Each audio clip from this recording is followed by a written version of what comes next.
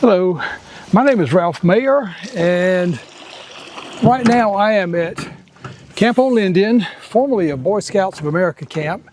Today I believe it's called Scouting USA.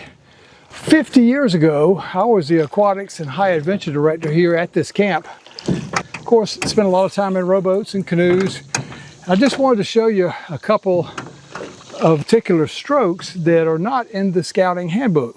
We all know the standard strokes where you have your wrist nice and straight, just one straight line, so that when you feather the oars, when you pull and then feather, all you do is drop your wrist and pull and feather. Same thing if you're going in reverse, like you're trying to back the boat up to someone in the water that you want to help. Or anytime you want to back up, you just do the same thing. But now I'm lifting my wrist to feather.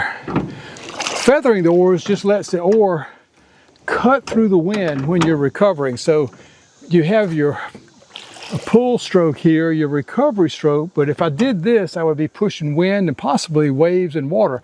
But if I feather the oar, it goes through, then I turn it, and it digs again, ready for another stroke. So I stroke, feather and recovery, and stroke. And when I back up, you'll notice I'm putting my leg back because it gives me a little more leverage to be able to back it up a little bit. But what I wanted to show you is a couple strokes that are not in the handbook. But before I do, I'm going to put on a little sun protection here. I've got sunscreen on. Sun can be intense up here. So this gives me a little portable shade, so to speak. If you wanted to turn a rowboat, you pull on one side and push on the other. So I'm pulling on one side and pushing on the other. But notice when I feather with my right hand, my wrist goes down, but when I feather with my left hand, which you can't see right now, when I feather with my left hand, the wrist goes up. Notice that? It's a smooth turn like that. Same thing the other way. If I'm rotating the other way, then I want to lift my wrist to feather because I always want the leading edge of the oar to be up and leading so that if it does hit a wave, it skips. If I did it the other way, it was like too much and I hit a wave, it's going to dig in. Anyway, that's a standard taught in the merit badge books. That's a standard procedure right there. But I'm going to show you another one. Let's say I was going and I'm rowing and I want to make a turn. I'm going to go ahead and drag one oar, get the other one going. But notice now that my handles are pretty much staying together. I'm still feathering, lifting and lowering, but notice that the handles are staying together and I'm keeping a constant row going there. Constant turn. As opposed to the handles being apart and rowing like this. See, notice my handles are apart and they are rowing as I'm in a turn. So let's look at that again. I'm going to come toward the camera. I'm just rowing.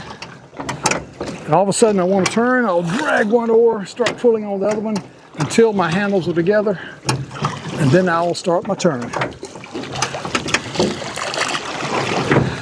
That's a technique I wanted to show you. It's really cool to do. It takes a little practice because as you're doing that, you are pulling on one hand and dropping, in this case, my right wrist.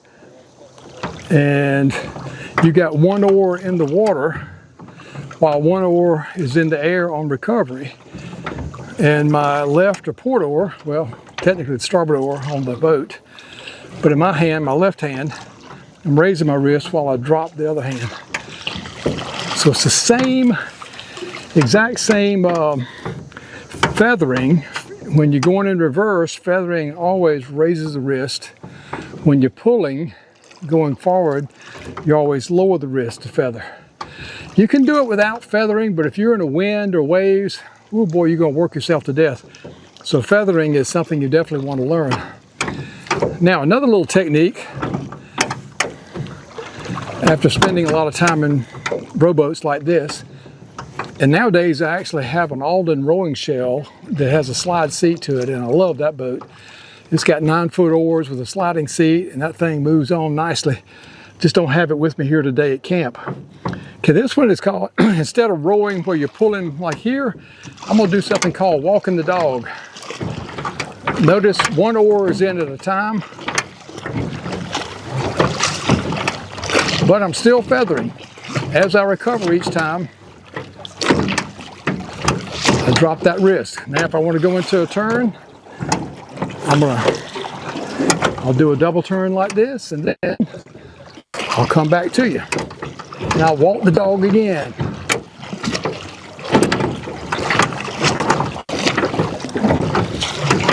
It's not necessarily more efficient, it's just different and kind of cool looking. Turn myself back to the camera with a standard rowing turn. So I can do all types of rowing turns like that. Oh, let me show you that. Walking the dog coming backwards. I'm backing up.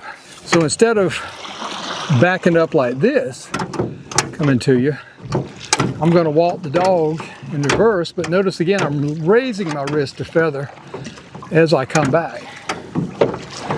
Again, nothing inherently better about that. However, I'm convinced that my turns, instead of coming like this and coming to a stop the standard way, and then starting a turn, which is good and efficient, but it wastes a little time as you do that. Okay, I'm going to back it up again and just show you that turn one more time.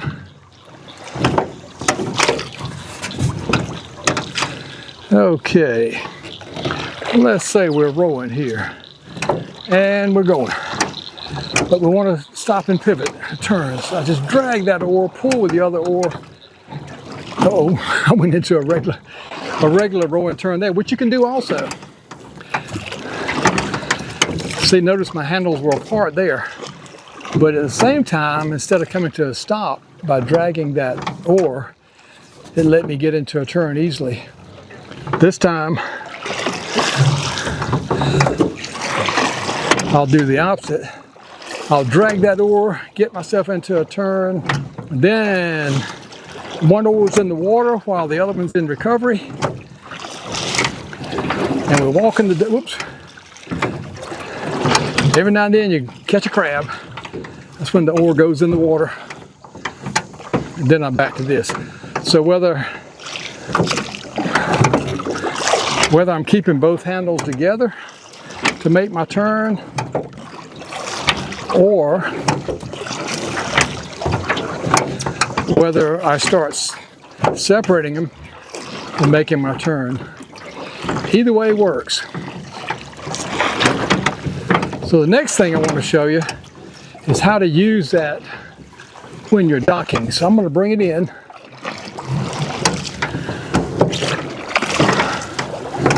We'll take it. I can't believe it's been 50 years since I did all this. Holy moly. Bring it in here. Put my rowlocks down. By the way, these are called Davis rowlocks. And in scouting, we always use those because if a oarlock is up, sometimes they're called rowlocks, sometimes oarlocks, so you'll hear me say either one. Well, when they're up, if a rower, in this case a scout, steps in the boat, if for some reason falls, they're going to impale themselves on that. So the Davis rowlocks always fold down and they're out of the way. So you just fold them down when you're not using them. Then when you get ready to use them, you just use them. So now, I'm just going to leave them in the oars, but they're still down and out of the way. I just want to show you one more little technique that it makes it a little bit easier when you're coming into the dock to be able to dock it smoothly. So not quite as flexible as I used to be when I was 50 years younger.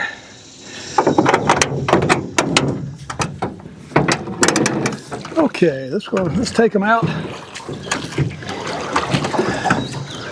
All I'm doing here is going away from the dock, whether you're doing a standard stroke or you're walking the dog. Either one will take you away from the dock. Now when I'm coming back to the dock, I can do it if I'm coming in totally perpendicular at a 90-degree angle, but actually I'd like to change my angle a little bit and come in at least at a slight angle like this. So I'm going to come in, and as I row, and in I come. Keep an eye on the dock, and right about there, I just want to drag my left oar, drop it in, and ta-da, I'm there. Nice smooth landing. Put my oars down, drop the rowlocks down. I'm going to tie a nice strong but quick release hitch that lets me just yank the rope and go. But meanwhile, I hope you found that helpful, and that you learned a few new strokes, or at least how to do them. You have to practice those to get since you're using opposite wrist and sometimes opposite turns. In the beginning it's confusing, but as you practice, you'll find that it works really well and just gives you a little more repertoire to your rowing strokes. Like I said, you can do that in a slide seat rower or single slide seat rower, or even a double, but not a quad, because on a quad you're only handling one oar. In a single or double you're handling both oars, so you can do it. One day I'll put my Alden Ocean Shell in and do the same thing and show you how well that works. It's fast, and with the long 9-foot oars it really turns on a dime. But anyway, thank you for your attention. Hope you learned something.